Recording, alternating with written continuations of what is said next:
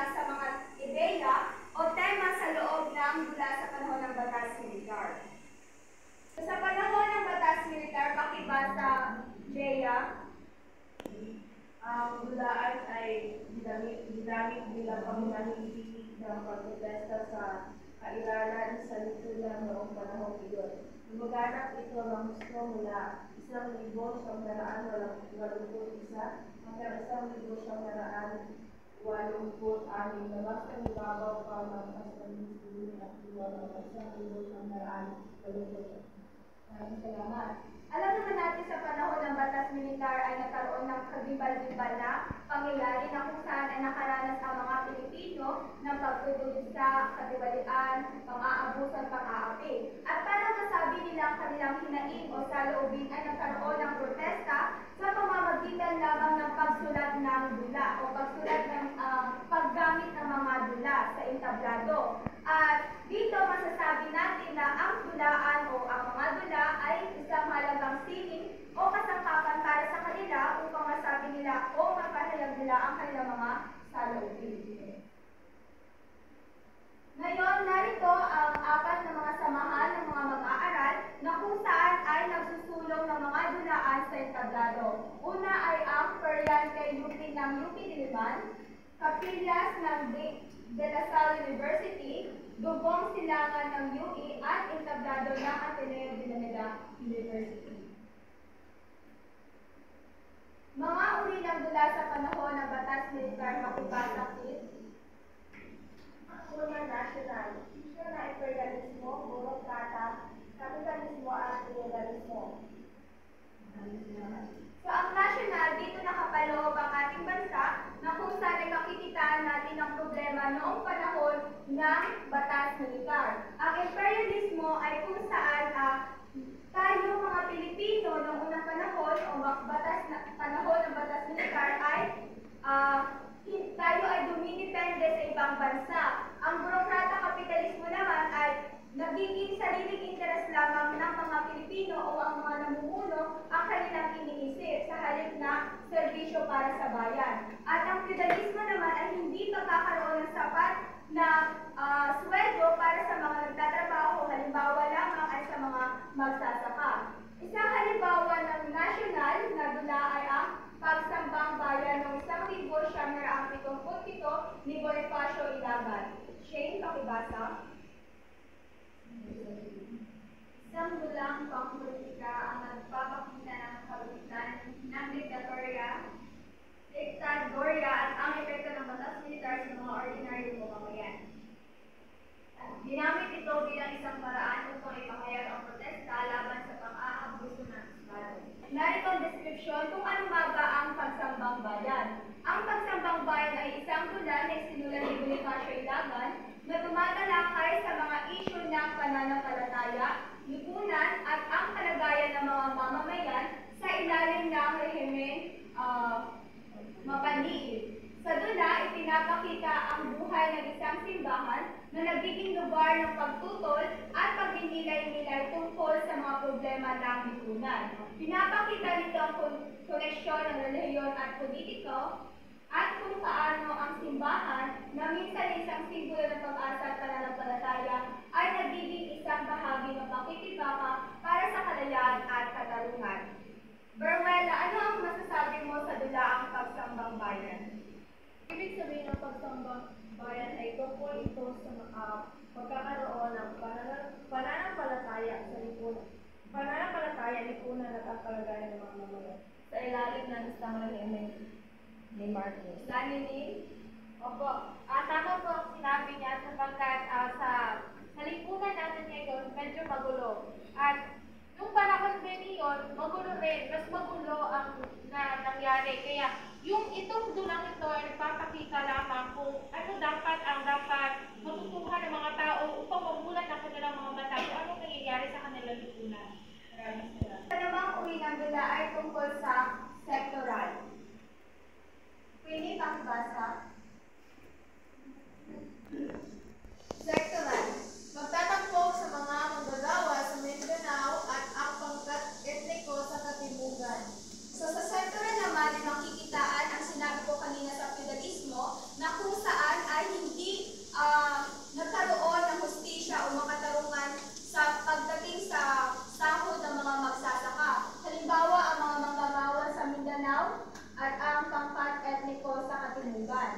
At dahil dyan, nagkaroon ng protesta o nagkaroon ng isang gula na kung saan ay sumusulong sa karapatan ng mga manggagawa at ng mga magsasaka upang malaman sa loob ng pamahalaan kung ano nga ba ang sitwasyon ng mga manggagawa. Isang halimbawa dito ay ang Buwan at Barel sa F Major, 1985 ni Chris Milado. Ang sector dito o ang nakapaloob sa Buwan at Barel sa F Major ay ang mga magsasaka, manggagawa, kapadaan at mga profesional. Isa itong gula na binubuo ng serye o iba't ibang serye ng mga magsasaka manggagawa ng mga monologo at eksena na naglalarawan ng iba't ibang uri ng Pilipino na lumalaban sa diktadora o nagkakaroon sila ng protesta para sa kanilang karapatan bilang manggagawa. Ipinapakita ang karanasan ng isang magsasaka na pinaslang ang kanyang pamilya, isang madre na kilahok sa revolusyon, at isang kabataang aktivista na nagiging bahagi ng kilusang pangmasa. So ang mga nabanggit na mga senaryo ay makikita natin sa mga serye sa dula na Buwan at Abril ng Major. Narito ang video para sa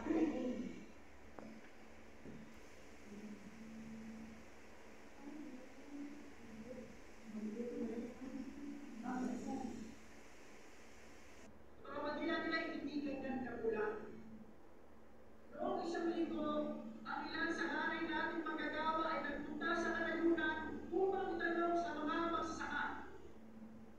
Alam ba ninyo kung paano pinahihirapan ng mga kapatid nating manggagawa sa kalayunan? Tuminira sila mula sa kanilang pagtatanim at sumagot. Oo, alamanin. Magkaisang dugo kami magkatulad na pinagsasamantalahan. Agad-agad nilang pinitawan ang kanilang mga araw singgaw upang sumama sa marcha ng bayan. Ilang malamigan ang dinaan ng marcha. Lumiligaw-ligaw sa mga pabrikang matatagpuan na nakahanay sa mga kalye dito. Sa pintuan ng mga pabrikang ito, ang ating mga kapatid na manggagawa ay nagtanong. Alam ba ninyo kung paano hinaharas ang picket line sa Manila? At siya'y sumagot. Kasama, hindi na kailangan isa-isa pa. Ang mga sugat namin bago pa lang nanghihilom ng dahil sa kanilang pagpapatuta. Hanggang sa pumasok ang marcha sa kalungan at kalusugan. Iniwan ang kasama ang kanilang tinola. Pinayaan ng bata ang kanilang laruan. Hihika-hika si Lola ng patungo sa daan upang salubungin ang marcha ng bayan. Ang hinihiling lang natin ay ang magkaroon ng lahat ng sapat na pagkain. Ang hinihiling lang natin ay ang katiyakan na may babalikan pa tayo kinabukasan ng mga trabaho tunga sa ating pagkagising. Ang hinihiling lang natin ay ang kaunting pagsasaalang-alang sa ating ng rehimen. Ano ang karapatan nilang usigin tayo sa ating pananaginip at kalatuloy sa kanilang mga safe houses? Masama ba higit ang ating mga saligang karapatan bilang mamamayang Pilipino? Mga kasama, dumadating na ang lambayan. Sulubungin natin sila. Hinadaan ang mga pagkain ng mga tubig at gamot. Tayo na. Pero po sa inyong mga taga-Bethesda, anong provision niyo? Ano po? Diretsuin niyo lang po yung daan na yan. Yun po yung daan na yan. Tapos hanggang doon po sa mga doon. Mabuhay! Mabuhay magsasaka! Mabuhay! Mabuhay manggagawa! Mabuhay!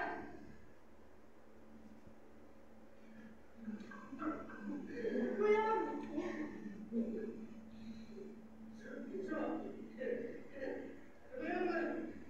Alam mo ang pinagsisigaw mo at pinagsasabi mo dyan, ha?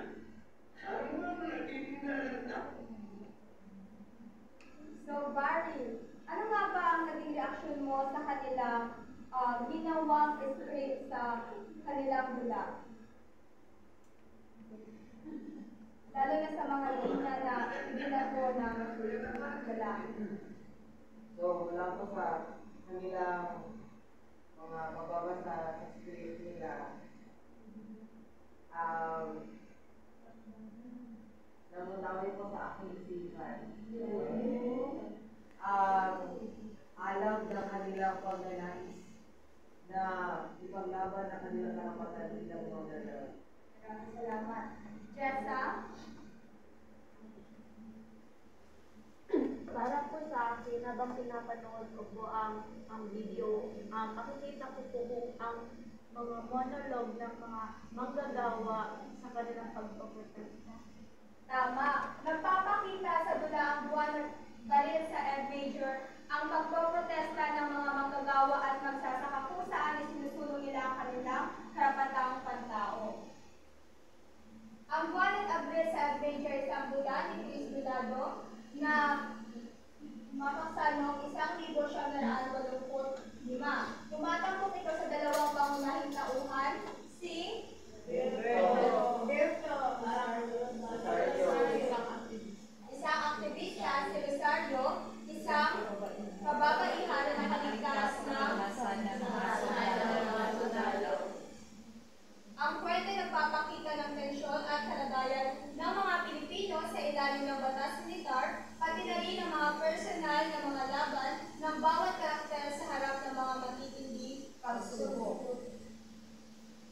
Ngayon ay talakayin naman natin ang mga forma ng pandulaan. Una ay ang dula-tula. Ang dula-tula ay isang kombinasyon ng dula at tula na kung saan ay sinulong sa panahon ng batas militar. Isa sa halimbawa nito ay ang kagilagilalas na pakikipagsapalaran ni Juan de la Cruz ng UP Repertory Company noong 1975 sa direksyon ni ang kagilagilalas na pakikipagsapalaran ni Juan de la Cruz. Ang kagilagilalas pakibasa kay Ann. Ang kagilag-gilagas na pakikipas sa palaran ni Juan de la Cruz sa isang dula na isinulat ni Rene O. Villanueva at inilabas ng UP Repertory Company noong 1975 na pinangunahan ng direksyon ni Cecil Hoya. Ang dula ay isang sakar na naglalaman ng mga kritika ng komentaryo tungkol sa lipunan at kritika sa panahon ng batas militar. Ang kwento ay umiikot sa buhay ni Juan de la Cruz, isang karaniwang mamamayan, at ang kanyang pakikisalamuha sa iba't ibang mga karakter na sumasigisa sa iba't ibang aspeto ng lipunan. Sa pamamagitan ng mga kahila-hilakbot na karanasan at pakikipagsapalaran ni Juan, ipinakita ang kalutitan at katiwalian ng sistema. Ang dula ay naglalaman ng mga simbolismo, alegorya, at matalino na komentaryo hindi sa mga isyong panlipunan, tulad ng kahirapan, pang-aabuso, sa kapangyarihan at ang pagpapabriya ng gobyerno sa mga mamamayan. So sa ang kagilag-gilalas na pakikipagsapalaran ni Juan de la Cruz ay nagsimula sa lungsod ng Maynila, na kung saan ay nakipagsapalaran na siya upang humanap ng trabaho. At sa paghahanap ng trabaho, nasabi niya sa kanya sarili na hindi pala basta-basta ang paghahanap ng trabaho. Sa paghahanap ng trabaho, nakita niya ang sistema na puno ng paghihirap, na kung saan sa paghihirap na iyon ay ang pamumuno ng mga pamahalaan kung paano nila pamunuan ang bansa. Ngayon ay ang Budabin. Rosemary? Budabin, isang propaganda laban sa diktator bilang forma ng teatro politikal. Ilocula, ang Ilocanong Dracula II, sa 1983 na pinangawa sa mga lansangan. Ito ay sa panulat at direksyon ni Chris Mulado. Ito ay ukol sa nepotismo at sa unspread wealth ng pamilya Marcos. Ang dulang ito ay sa Pilipino at sa format ng Santos Codadel na nagpapakita ng mga saya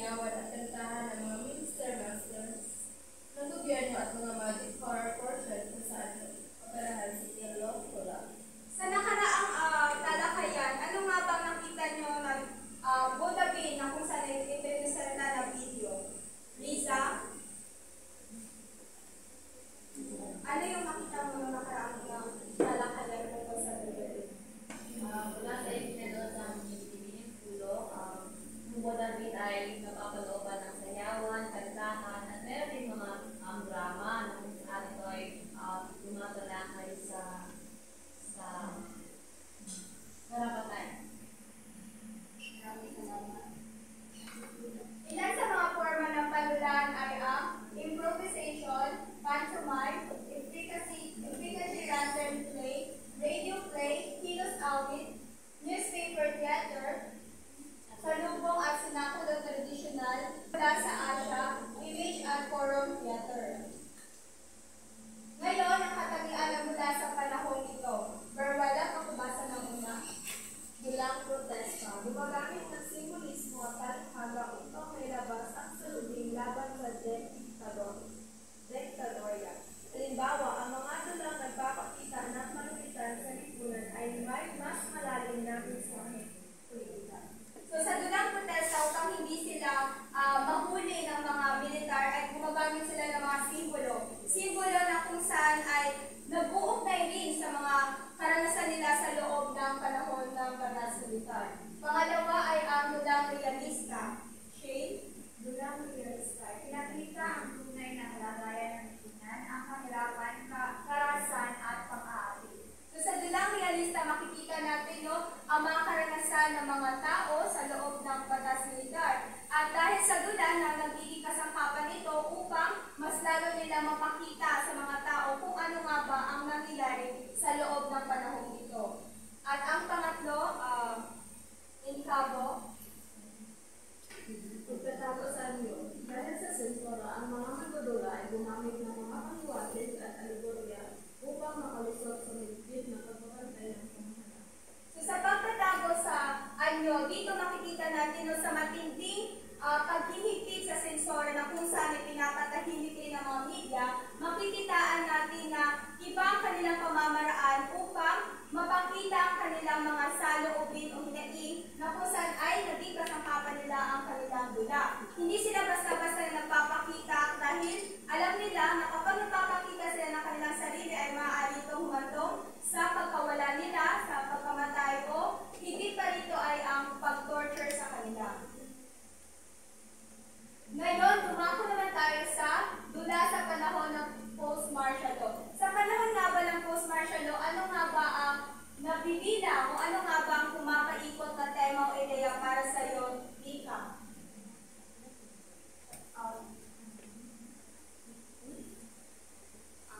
Sa tingin ko po sa mga dula sa panahon ng post-martial law, ang kanilang mga dula ay umikot sa pagkakit ng kalayaan mula sa nangyari sa batas militar.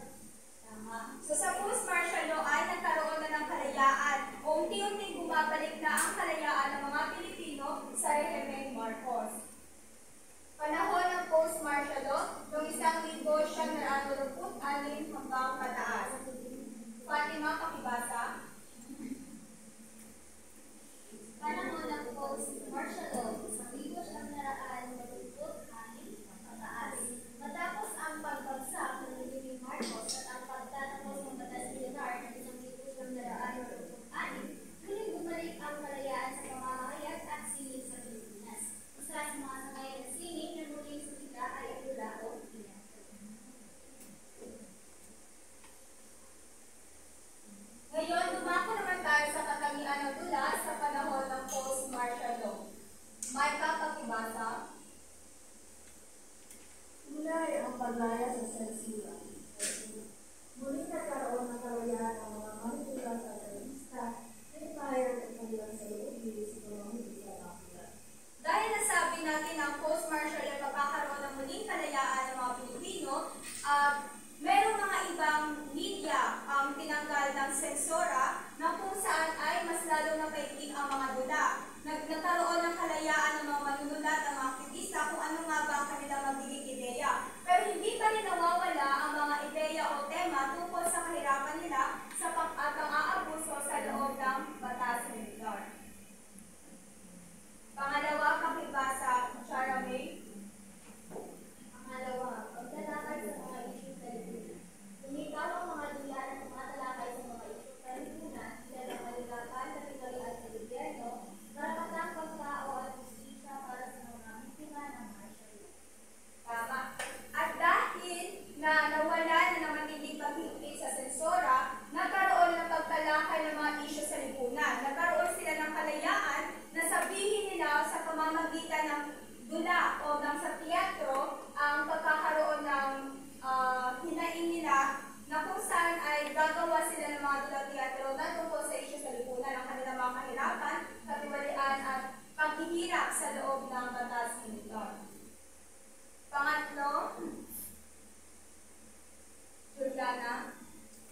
Ikatlo ay pagtangkilik sa makabayan at kontemporaryong dula. Nagkaroon ng interes sa mga dulang may temang makabayan at yaong kritika sa mga pangyayari sa lipunan, lalo na ang mga dulang tumatalakay sa kwento ng martial law. Ito lamang ay mauugnay natin no, sa ikalawang katangian na kung saan ay tumatalakay sa isyu ng lipunan. Sunod, Mary Jane. Pagsilang ng mga bagong bandudula, lumitaw ang mga bagong pangalan sa larangan ng panitikan at teatro tulad ni Narikili, may mga dula at pelikulang may malalim na komentaryo sa lipunan. Bonifacio Ilagan, kilala sa kanyang mga dulang tumatalakay sa karapatang pantao. Rolando Pinio, itinuturing na halipin ng teatro sa Pilipinas at si Luwalhati Bautista, bagamat mas kilala sa nobela ang kanyang mga akta ay naisaludaan. Ilan lamang yan sa mga umusbong na mga madula sa panahon ng post-martial law. Na may iba't ibang pinagsusulong pero sa pagsusulong nila, mayroon silang iisang tema na kung saan mapaalam sa mga Pilipino ang mga isyu sa lipunan.